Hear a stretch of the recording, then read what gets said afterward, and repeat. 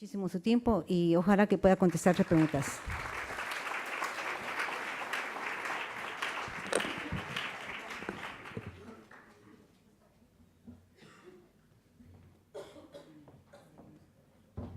Agradecemos a la doctora Reina su excelente presentación. Ahora la doctora Verónica Meric. Ella es profesora titular del Instituto de Investigaciones Materno-Infantil de la Facultad de Medicina de la Universidad de Chile y jefa de la Unidad de Endocrinología Infantil del Departamento de Pediatría de la Clínica Las Condes. Nos va a hablar de las consideraciones metabólicas de los pacientes con AME.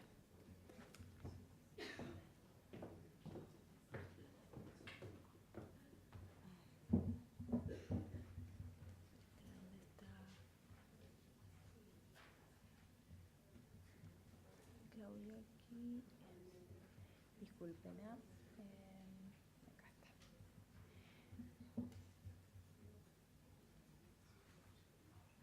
Bueno, antes que nada quiero agradecer a la Corporación de FAME y a la doctora Claudia Castiglioni esta invitación, porque la verdad para mí me pareció primero que iba a ser una charla bastante simple, consideraciones metabólicas en niños con alteraciones neuromusculares, pensé en la osteoporosis por inmovilización y posteriormente al irme metiendo en el campo me pareció que esto era mucho más excitante de lo que me había parecido inicialmente. Así que muchas gracias, doctora Castiglioni, por la invitación. Bueno, la verdad es que primero me pareció, no sabía mucho el público que íbamos a tener y me pareció que era necesario hacer una introducción y una agenda en la cual tocáramos algunas cosas sobre fisiología, tanto de las alteraciones pancreáticas como de la remodelación ósea, para poder entender dónde están las alteraciones en estos niños. Los niños con alteraciones neuromusculares tienen alto riesgo de alteraciones metabólicas, todos ellos. Primero por alteraciones de la composición corporal, claramente, porque tienen baja masa magra, lo que lleva, ¿no es cierto?, un bajo gasto energético que está dado básicamente en cada individuo por la cantidad de masa magra que tenemos. Tienen aumentada su masa grasa y disminución de la masa ósea, consecuencia a esto una mayor frecuencia de fracturas. Y vamos a ver por qué tienen disminuida la masa ósea, como ya dijimos, no solamente por las alteraciones de la inmovilización. Y por otro lado, tienen alteraciones del metabolismo hidrocarbonado que son directas por la ubicación ubicua de este gen del SMN y también indirectas por las alteraciones de la composición corporal, como todos los individuos que tienen baja masa magra y aumento de la masa grasa. En la agenda vamos a tocar algunos conceptos de regulación de masa ósea y osteoporosis, anomalías óseas específicas de estos niños, conceptos del metabolismo hidrocarbonado, anomalías pancreáticas en los niños con atrofia muscular espinal y el enfrentamiento general en los niños y en especial con AME. Y vamos a dejar el resto para las preguntas, para que no estén tanto en ayunas y no caigan ustedes en hipoglicemia. Bueno, tenemos acá conceptos generales de masa ósea, ¿no es cierto? Aquí tenemos la densidad mineral ósea y la edad en cada persona. Sabemos que el 90% de la masa ósea en cada individuo se adquiere entre la infancia y la adolescencia y solamente un 10% queda para adquirirla en el periodo entre los 20 y los 30 años. Y después dejamos de adquirir masa ósea y vamos solamente perdiendo. Ahora, de esta adquisición de masa ósea, el 70% tiene determinantes genéticas, que son desde los polimorfismos de la vitamina D, etcétera, etcétera, hasta algunos otros elementos que tienen que ver con la absorción cálcica y los depósitos propios de cada individuo. Sin embargo, hay un 30% de factores que son ambientales, en los cuales nosotros, como individuos, ¿no es cierto?, y como médicos podemos influir para que esta adquisición de masa ósea y este PIT que adquirimos sea el máximo. La ingesta cálcica, los niveles de vitamina D, la actividad física, el peso del individuo, a mayor peso mejor masa ósea, los medicamentos, los anticompulsivantes o algunos que interfieren, por ejemplo, con la absorción del calcio, nos disminuyen nuestra masa ósea, la cafeína y el alcohol están comprobados que disminuyen la adquisición de masa ósea y las hormonas de la pubertad nos mejoran la adquisición de masa ósea. Estos son todos entonces componentes que tenemos que tener considerados en nuestra ecuación de adquisición de masa ósea. Ahora, en el ciclo de remodelación ósea, solamente para recordarle fisiología, el hueso está en constante recambio y la fisiología del remodelamiento permite que el hueso esté en constante cambio, tanto en su microarquitectura como en su fuerza. Y las células troncales hematopoyéticas van a dar origen a los monocitos y derivados de los monocitos, dependiendo de unos factores que vamos a ver en adelante, se forman los preosteoclastos que posteriormente se convierten en una célula multinucleada llamada osteoclasto, que es la que va a virtualmente comer o erosionar este hueso, y va a venir el osteoblasto que deriva en el fondo de la célula troncal del mesénquima para ir depositando matriz ósea en la cual se va a depositar el calcio y el fósforo, ¿no es cierto?, que va a hacer que nuestro hueso esté firme. Y el hueso, entonces, vamos a tener hueso por un lado cortical y el hueso trabecular, que está principalmente, por ejemplo, en la esponjosa de las vértebras, y en la cabeza del fémur hay principalmente hueso cortical, que tienen funciones distintas. El hueso cortical es el que da el soporte al esqueleto y el hueso esponjoso es el que está fundamentalmente involucrado en las alteraciones de calcio y fósforo de nuestro organismo. Ahora, ¿qué es lo que hace estos osteoblastos para que se active toda esta cadena de remodelamiento? Acá tenemos unos osteoblastos y células también que derivan de la médula ósea, que en presencia de algunos factores osteotrópicos van a liberar dos sustancias. Una, estas más grandecitas, que son el factor estimulador de colonias de macrófago, que va a ir a dar los precursores de osteoclasto. Este factor va a estimular su proliferación, sobrevida y la expresión de este receptor que se llama rank ligand, y que quiero que se acuerden que lo que hace, porque va a tener relación con lo que vamos a ver después. Esta expresión de rank ligand hace que la célula finalmente, el preosteoclasto, una este factor también dado por los osteoblastos, que es el que une al rank, es decir, el factor rank es liberado por los osteoblastos, y una vez que los preosteoclastos tienen este receptor, va a dar origen a que el preosteoclasto se convierta en la célula multinucleada activa que va a ir erosionando el hueso. Y entonces en todo hueso va a haber un balance que debiera existir entre la resorción y la formación ósea. En la resorción están dados todos estos factores: el factor estimulante de colonias, algunas interleuquinas, el rank ligand, este ligando, ¿no es cierto?, del rank en el preosteoclasto que va a activar al osteoclasto, la prostaglandina E2 y los TNF. Y por otro lado, los factores que estimulan la formación ósea, o sea, que están más dados a formar la matriz del hueso, son aquellos factores que estimulan los osteoblastos, que están dados entre ellos la osteoprotegerina, que inhibe al rank en la unión al rank ligand, TGβ, el estradiol y la calcitonina.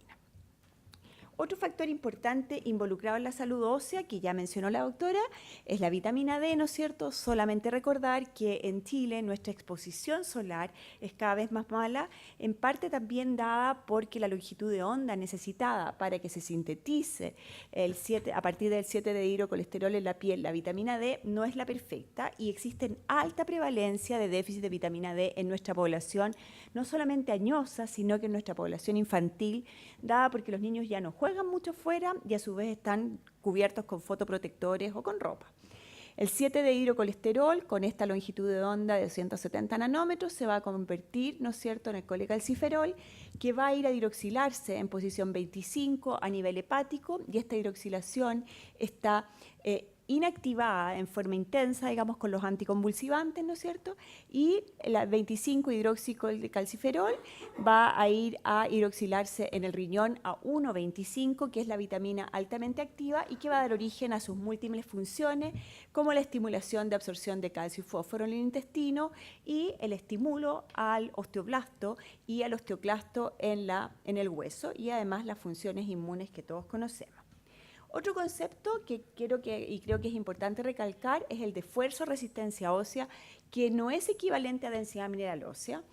La masa ósea es equivalente, pero también la fuerza está dada por la morfología del hueso, que a su vez tiene que ver con el tamaño, la microarquitectura entre hueso trabecular y cortical.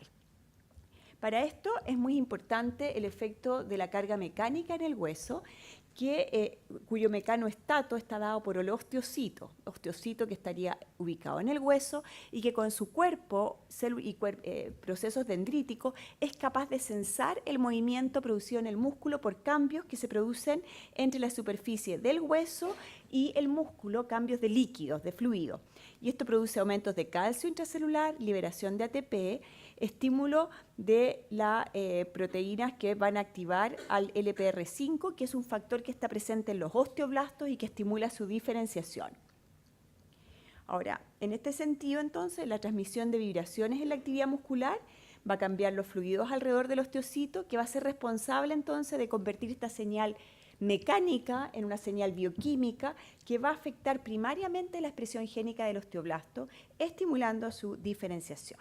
Ahora, un nuevo postulado sobre la importancia de la mecanotraducción es reciente, y es que las necesidades metabólicas del osteocito se podrían cubrir además con una combinación de difusión pasiva y activa que ocurre solo cuando el tejido óseo es cargado con la actividad muscular. Y por lo tanto, un nuevo factor agregado a lo que ya vimos de la expresión génica del osteocito sería que la falta de aplicación de fuerza en el hueso disminuiría la difusión de sustancia que resultaría en hipoxia del osteocito, y de esa forma también estaríamos contribuyendo en la hipoxia e inmovilización a la osteoporosis. Ahora, en la pérdida ósea por inmovilización, todas las condiciones neuromusculares o de otro estilo que tengan inmovilización se relacionan con una disminución de la carga mecánica y con una disminución de la masa ósea. El hueso se va a adaptar a proveer esta máxima resistencia necesitada para las variadas fuerzas mecánicas que permiten la actividad diaria del individuo, ¿no es cierto?, y que cambian dramáticamente en una condición de inmovilización. Y se producen cambios en la masa y distribución espacial del hueso, con cambios variables que no son iguales en el hueso cortical y trabecular. Y por otro lado, existen además mecanismos neurales que han sido recientemente descritos que influyen en un individuo que tiene una enfermedad neuromuscular, que no solamente está inmóvil por otra condición, sino que tiene una alteración de la inervación ósea, y que todos concluyen finalmente en aumentos de la resorción. Y aquí tenemos ejemplos de pérdida de masa ósea en inmovilización que son distintos a pesar de estar en las mismas condiciones. Por ejemplo, en la lesión espinal, por una lesión, es mucho más rápida que, por ejemplo, en un astronauta, que tampoco está expuesto a presión y a carga, ¿ya? Y el reposo en cama también es menor en la lesión espinal. Y por otra parte, esta inmovilización nos va a llevar a riesgo de hipercalciuria, ¿no es cierto? Y sin caso que tenga mala función renal, ese individuo podría llegar a la hipercalcemia. Uno de los últimos conceptos que quiero agregarles es lo de la inervación ósea. Se ha demostrado que existe sistema simpático, sistema parasimpático y nervios sensoriales en el hueso. Y esto ha hecho entonces demostrar que cuando el sistema simpático está activo, se produce una disminución de masa ósea en general con activar sus receptores, el parasimpático la aumenta y los nervios sensoriales en general están encargados de aumentarla.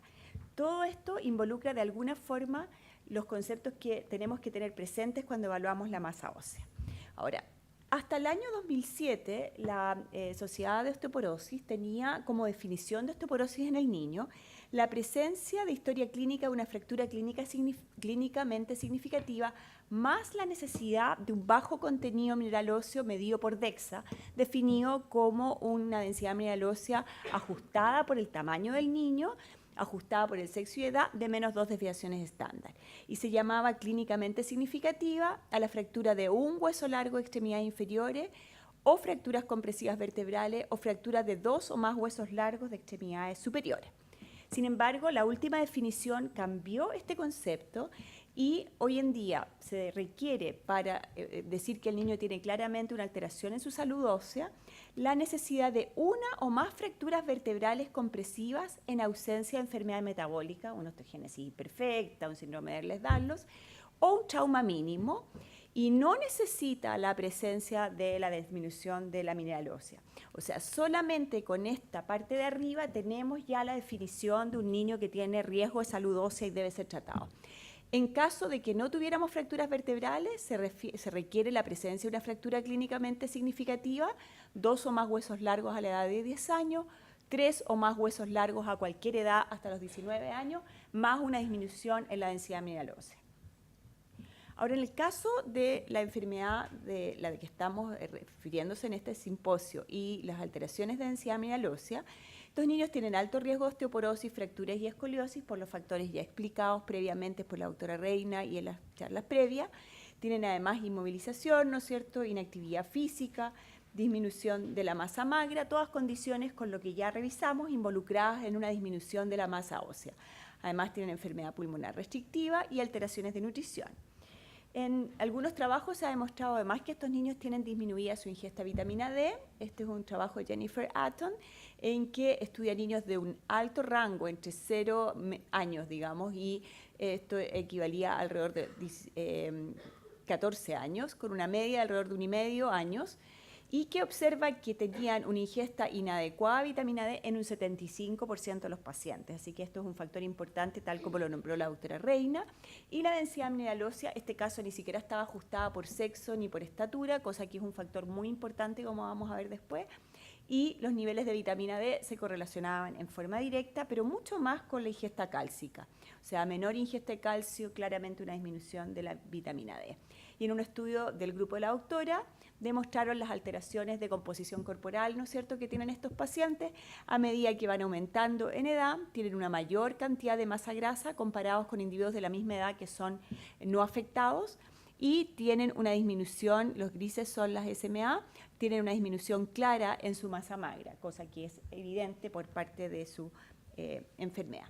Sin embargo, hubo observaciones posteriores que cuestionaron que las alteraciones de mineral ósea fueran solamente por los motivos antes explicados.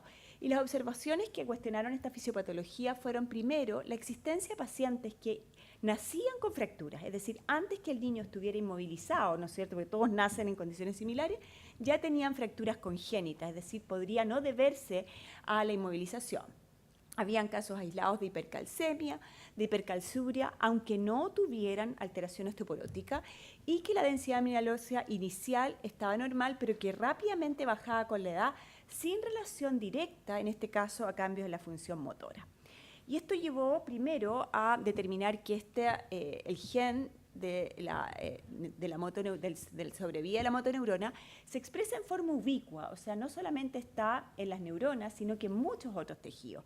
Y como ustedes observan aquí, esto es una PCR reversa, o sea, simplemente hace demostrar del cDNA, el mRNA, ¿no es cierto? Y observamos acá, tenemos en preosteoclastos, o sea, osteoclastos, que son estas células que comen el hueso, que son del hueso, ¿no es cierto?, la expresión de este gen, tanto en los osteoclastos tempranos, los tardíos y el osteoclasto maduro. Y se observan las dos formas. Y una cosa muy interesante es que cuando ponían estos osteoclastos, que se les transfectaba el factor estimulador de osteoclasto, se veía que aumentaba la actividad ácida fosfatasa, que es lo que demuestra que el osteoclasto está activo.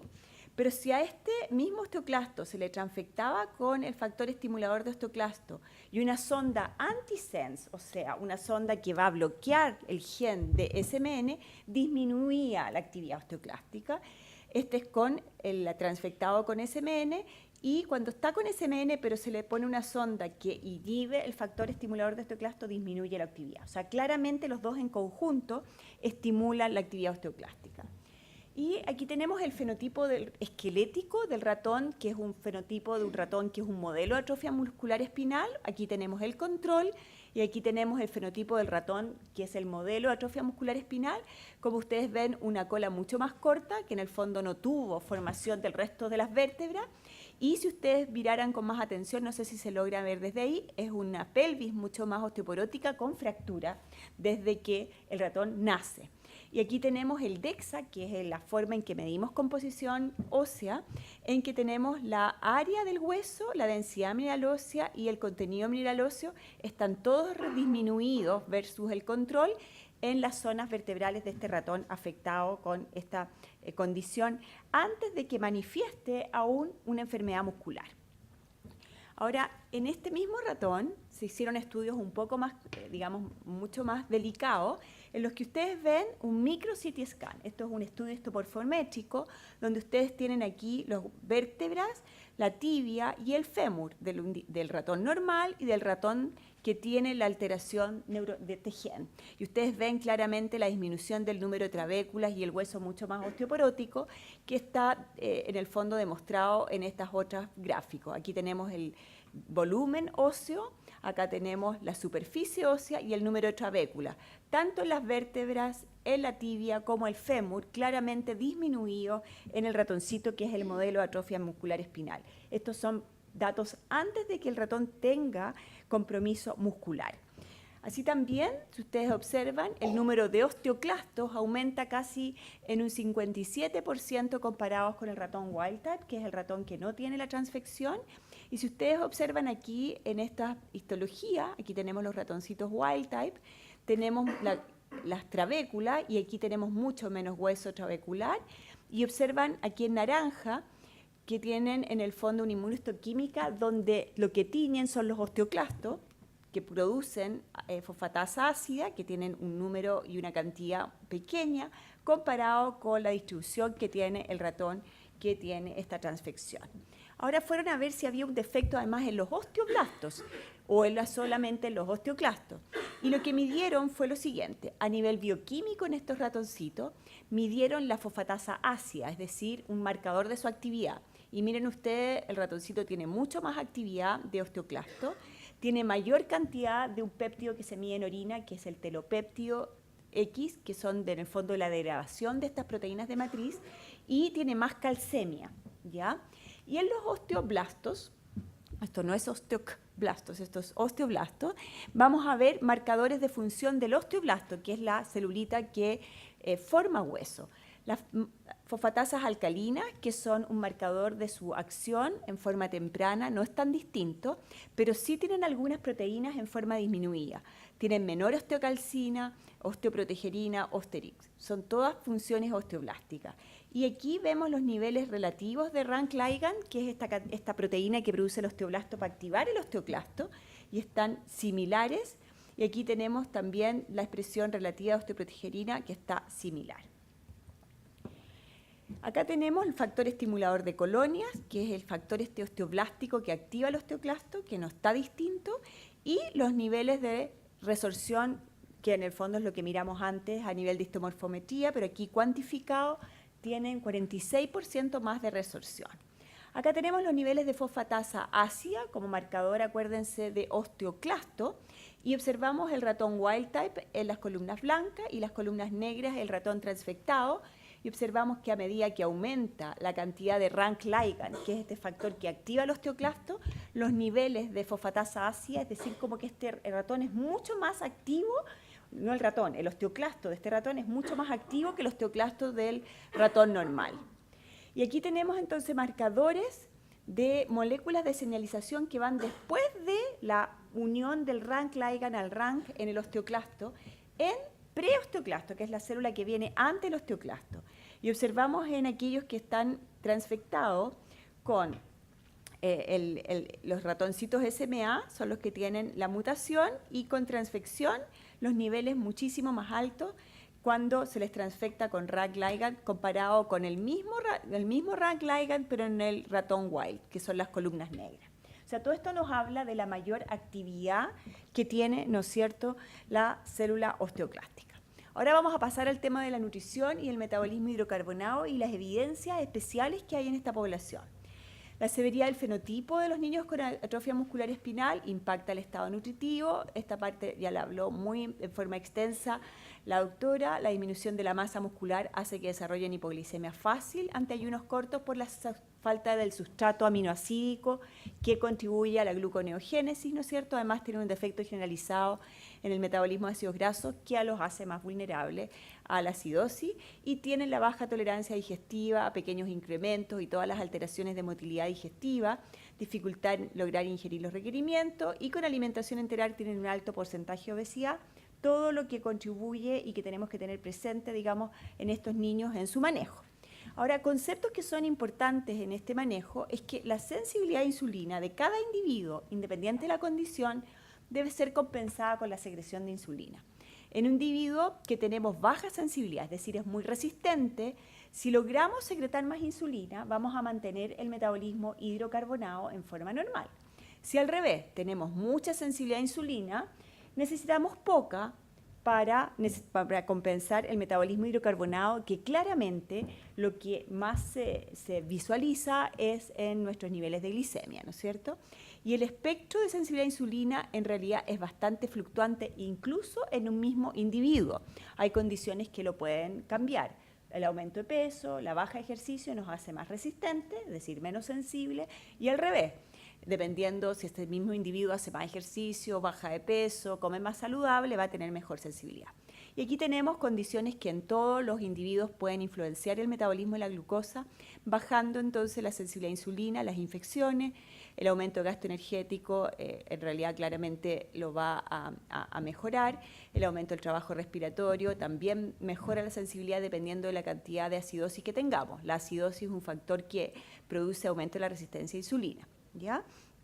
Y en específico en los pacientes con, en realidad, en modelos animales de atrofia muscular espinal, se ha demostrado que existe esta observación de hiperglicemia o hipoglicemia y se pensó que, ya que este gen se expresaba en forma ubicua, podría tener una expresión también a nivel pancreático y modificar la tolerancia a la glucosa. Y estos son ratoncitos al día 7, 15 y 21. Al día 7 son totalmente asintomáticos desde el punto de vista muscular. Al día 21 ya están afectados y al día 15 son las primeras manifestaciones. Y acá tenemos los ratones wild type, los ratonecitos que son en el fondo normales, en condiciones de una muestra de glicemia o glucosa, ¿no es cierto?, de su sangre en cualquier minuto postprandial, y la segunda columna es en ayuno. Normalmente una persona en ayunas tiene una glicemia menor que si la hacemos al azar, en cualquier minuto. Y eso es lo que demuestran estos ratoncitos. Sin embargo, fíjense en el SMA, en el ratón que es el modelo, que incluso en condiciones tempranas, antes de demostrar la enfermedad, tenemos niveles de glicemia que son similares y que claramente no tienen el delta que se produce en condiciones de ayuna y condiciones de alimentación normal. En el ratoncito un poco más viejo se produce un delta que es menor, lo que le pasa a toda condición de persona más añosa, y lo mismo ocurre incluso en condiciones de ayuno, tiende a tener un poquito más, y esto se ve ya en condiciones de ayuno en los ratoncitos más viejos, que ya tienen la afección muscular, tienen glicemias más altas. Y aquí observamos los efectos cuando tenemos el día en un test de tolerancia intraperitoneal a la glucosa. Estas eran glicemias las anteriores de su sangre. Aquí le hacen un test con azúcar intraperitoneal y observan que tienen una curva muy similar los wild type con los transfectados.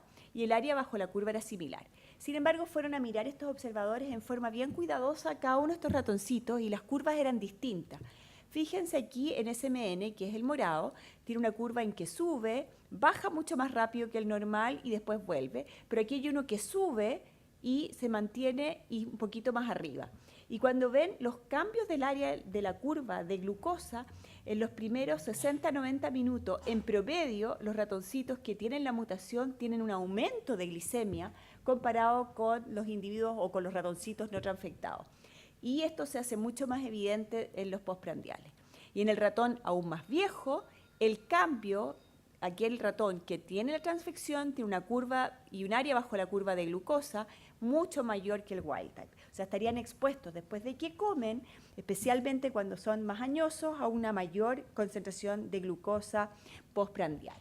Al hacer inmunohistoquímica de estos páncreas, lo que observaron en forma temprana, aquí tenemos el día 7, al día 15 y al día 21, en insulina, las insulinas la colocaron en rojo y las células que producen glucagón en verde. Miren ustedes el ratón wild type. Tiene predominantemente puntitos rojos, es decir, tiene predominantemente células beta, que son las que producen insulina. Miren el ratón transfectado, observen cómo van aumentando las células verdes para al final tener una mayor masa de células verdes, que son las de glucagón, con menor cantidad de células beta y una ubicación de las células verdes totalmente distinta. Ustedes observan que arriba las células de glucagón se producen por fuera del islote y aquí están como entremezcladas, como hay una alteración en la distribución de las células de glucagón. Y esto se puede cuantificar en lo mismo que observamos acá. Aquí tenemos las células positivas para insulina en los ratones wild type y en los ratoncitos que son transfectados. Con el tiempo van disminuyendo y las de glucagón van aumentando. Y lo mismo ocurre con la masa de células beta. Esto es el total de masa de células beta por sección de masa pancreática en el ratón wild type y en el ratón con SMN, que va bajando la masa total de células beta. Ahora fueron a mirar si esto se expresaba en niveles séricos de glucagón, que acuérdense que es la hormona que aumenta la glicemia a través de la glicogenólisis, fundamentalmente liberando el glicógeno hepático, y observaron que todos estos ratoncitos, independiente de la edad, tienen niveles de glucagón significativamente más altos que el ratón wild type. Y esto es incluso después de un test de tolerancia intraperitoneal a la glucosa en que muestran niveles aumentados. Y las insulinemias, sin embargo, no tienen diferencia. Acá tenemos la fosforilación de proteínas que tienen que ver con la señalización post-receptor de insulina.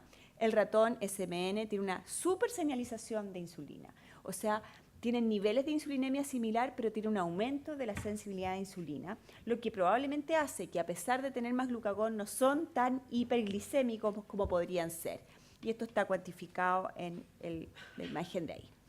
Finalmente, en experimentos en ratón P10, que es el que no tiene fenotipo, quisieron mirar si la célula beta se moría más a través de ensayos túnel, que son de apoptosis, y observaron que a distintos tiempos no tienen menor mortalidad y tampoco tienen mayores marcadores de proliferación. Aquí están las células que producen glucagón y no son significativamente distintas.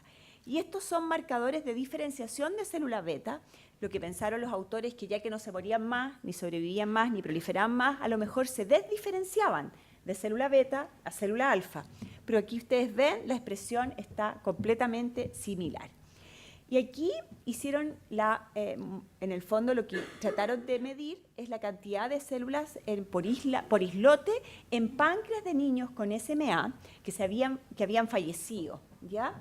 Y lo que observaron es que la cantidad de células beta positivas en el control, en un niño control, y las glucagón tenían la misma distribución de los ratoncitos. O sea, los niños que habían fallecido de SMA con una edad máxima de 16 meses ya tenían este cambio. Tenían aumento de las células con glucagón y disminuía las células beta. Ahora, recientemente, y esto se los voy a resumir porque es parte de lo interesante, es que lo que completaron este mismo grupo de autores es que aparte de tener mayor sensibilidad hepática a insulina y glucagón a través de aumento de las señalizaciones y de la fosforilación de señalizaciones por receptor, tienen esta localización anormal de las células alfa de glucagón dentro del islote y al envejecer estos defectos resultan en aumento de peso, aumento de células beta productores de insulina, hiperinsulinemia y persistente aumento del tejido hepático a glucagón. Y como ustedes saben, el modelo de ratón es un modelo heterocigoto. Entonces, la verdad es que uno podría esto alertar a que algunos de estos defectos del metabolismo de la glucosa podrían estar presentes en los parientes de estos niños que tienen entonces mutaciones heterocigotas. El paciente entonces con desorden neuromuscular es la tormenta perfecta para tener una serie de alteraciones, especialmente de la salud ósea, pero en este caso también de la salud pancreática.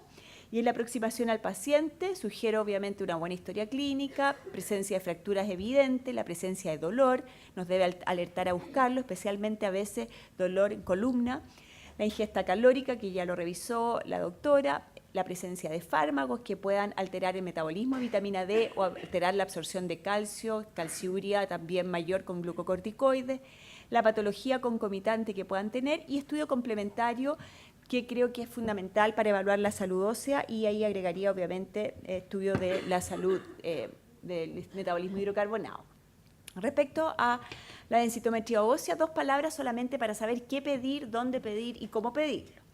La densitometría ósea lo que mide es el contenido mineral óseo por una área, no por volumen y por lo tanto no está ajustado por estatura del niño, ¿ya?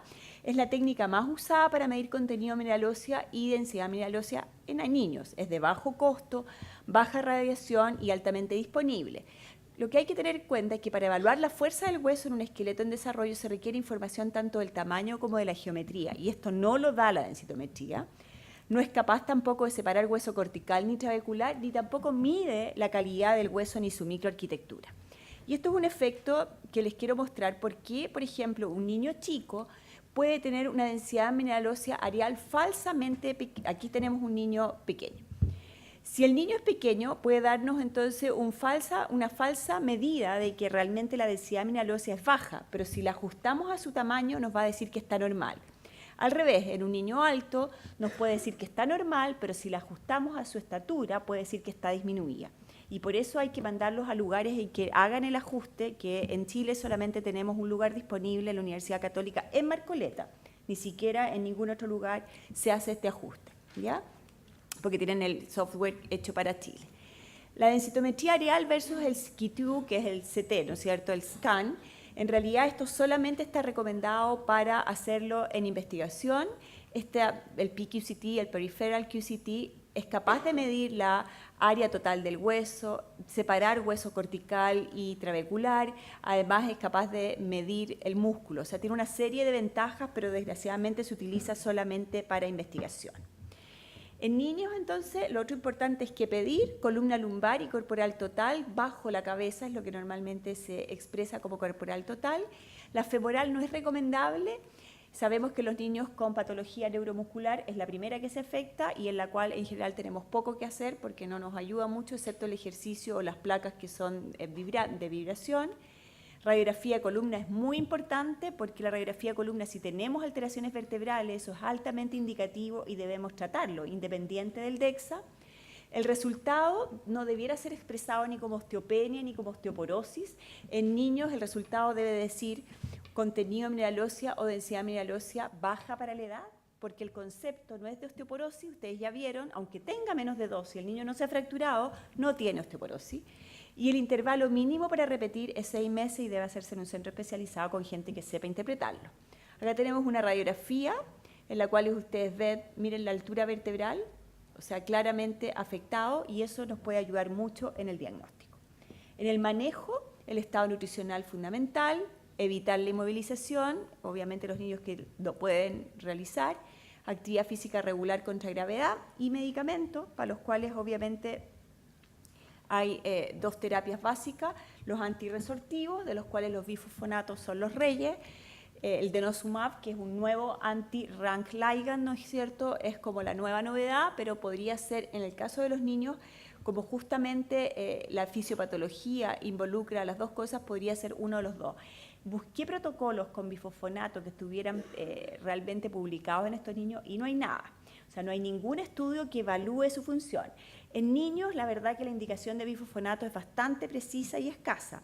Osteogénesis imperfecta y osteoporosis con fracturas vertebrales, como dijimos, o osteoporosis en las otras condiciones en las cuales no haya otra terapia que vaya a mejorar. Porque obviamente tenemos una serie de aprensiones, pero en estos niños creo que hay que ser bastante proactivos con todo la evidencia que hemos visto. Y los activadores del metabolismo óseo, que en estos casos no tendrían ninguna función. Acá tenemos el efecto del bifosfonato, que en el fondo son medicamentos que son similares al pirofosfato natural, pero que tienen una modificación que hace que el osteoclasto, al comerlo, al tratar de comer esta matriz, hace disminuir su metabolismo e induce la apoptosis del osteoclasto, mejorando de esa forma entonces las trabéculas y el grosor óseo. Aquí tenemos una revisión clínica del uso de bifosfonatos en niños y desde el punto de vista neuromuscular, el único paper randomizado, controlado, es este paper que está hecho en niños cuadriplégicos. No hay absolutamente ninguna evidencia más en niños neuromusculares. Tienen efectos adversos, reacciones de fase aguda, puede dar incluso un síndrome like flu, o sea, como influenza, ¿no es cierto?, fiebre, dolor muscular, hipocalcemia severa, sobre todo si el niño no tiene niveles de vitamina D adecuados, calcificaciones metafisiarias, esofagitis en los que son de uso oral, cáncer de esófago se ha reportado en adultos, uveitis, iritis, fibrilación auricular, todo esto, osteonecrosis mandibular en adultos, fracturas atípicas también se han visto en adultos y las dosis se van viendo cuando se dan en esta forma en el hueso. Se pueden ver exactamente cuáles son las dosis que se han administrado. En resumen, los pacientes con atrofia muscular espinal tienen riesgo de osteoporosis por inmovilización, por los trastornos nutritivos, digestivos y respiratorios, aumento de la actividad osteoclástica y trastornos del metabolismo hidrocarbonados con cambios intrínsecos en el islote de Langerhans, por lo tanto hay que buscarlo. Muchas gracias.